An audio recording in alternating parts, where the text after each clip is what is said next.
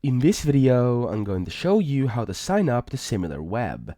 So this is actually quite simple. First, you have to go to similarweb.com, and then what you want to do is press login up here in top right. But because we don't have an account and we would like to essentially sign up, what you want to do is scroll down until you see don't have an account, sign up. You want to press this over here where it says sign up, and it will take you to the next step where you can create your free account. So as you can see, you can sign up with LinkedIn or with Google. That's pretty easy. You can simply tap on each and every single one of these. So if I tap on sign up with Google, I will have to select an account of mine, and then I'll be able to simply sign in. So that's very easy. However, if you don't have a Google account, here's how you do it. You type in your work email. So for me, it's gonna be this one. There we go. And then you wanna press continue.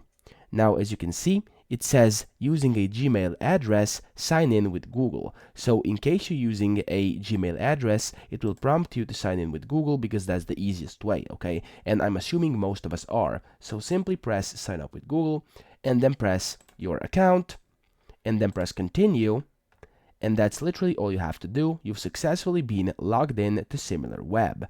What I also wanted to say is that if you're not using Google, using any different mail, another mail, what you then have to do is simply put in that mail. It will ask you for a password and a confirmation from your mail, and that's it. And you'll be directed to this very website, which is the exact same one.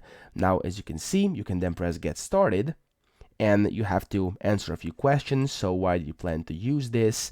And then what's your job title and stuff like that. And then once you come to the end, your sign up process is being completed. So I hope this video helped you out, and if it did, please subscribe to the channel and help me out as well.